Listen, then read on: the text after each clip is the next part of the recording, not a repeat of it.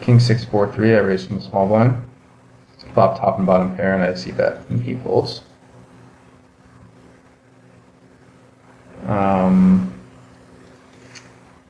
Easy 3-bet on the button here with ace, king 8, and I get called. He checks, and I have a pretty tough spot here on the queen 6 2-diamond board. If I didn't have the ace of diamonds, I could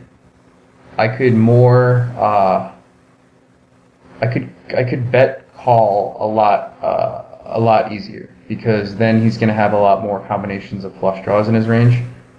But now, when he's check shoving, he's going to have less flush draws and more queen X.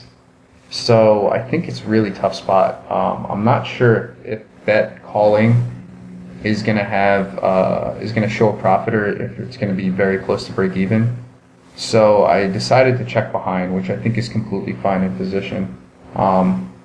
If I was out of position, I would consider other options like check calling or check raising or bet calling or bet folding. But in position, I think checking behind is probably the correct way to play. The turn's a 5, which could have possibly given hands that had no outs a lot of outs, or given hands that are reasonably strong a lot of outs, or it doesn't change the fact, it doesn't give hands that I'm already beating. It doesn't put hands that I'm already beating ahead of me, but it could have given hands I'm beating a lot of outs.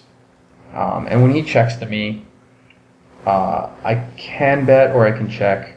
If I bet, I basically have to call a shove now, because I think there will be a lot of hands he'll check shove on the turn, thinking that I don't have a queen in my hand. So if I bet the turn now, I think I have the top of my range, and I'll probably have to call, given that he could have hands like 8-7-4 and 9-8-7. Especially if he had diamonds, I think he might check shove all those. So I think there would be enough hands that he's check shoving on the turn that I could profitably call. Not to mention the fact that I'm doing much better with 1 card to come against draws than I am with 2 cards to come. So I think bet calling is a reasonable option here, but I also think checking behind and then making a decision on rivers is reasonable as well. And the river's a 9, which puts a straight on board, so I don't think I'm going to be value betting. I just check it down, and luckily for me, he had 8-8-7-4. He turned a lot of outs, and I am assuming if I had bet the turn, he would have check shoved, because he had a 5-way straight draw, which is a monster. So I think he would have been check shoving, and I probably would have gotten my money in pretty good. Let's see how I was doing on the turn. I was 63% against one of the better hands in his range. So I think if I'm going to bet the turn, I need to bet call. And I think that's actually the correct play, because I think he will often lead the turn with a queen, because he doesn't want to give a chance for it to go check again and worry about a diamond or a straight card hitting. So I think bet calling the turn is probably the correct play. Standard raise with king, queen 10. He checks, and betting or checking are both fine here. I think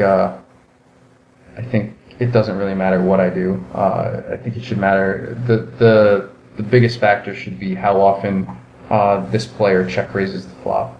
And again, I don't have any stats showing in this video, so I don't really know what the correct play will be. But it's easy to find scenarios where each is fine. The turn's a queen, so I turn top pair now to go with my kings. So if he indeed does have a jack, I could have a lot of outs with a straight draw, a queen, or a king, all giving me outs, a 9, an ace, a queen, or a king. Not sure if he has a boat or not. Not sure if he has some of those outs blocked, like if he has jack 9, 7, 6, or like jack 10, 9, 7. But definitely think I should be calling in position with a hand this good and with that many options on rivers. The river's a complete brick, and he leads again. And pretty tough spot, given that he probably thinks I never have a jack or a boat in my range, and he bet pretty large. So definitely a tough spot game theory wise, given that I have close to the top of my range here.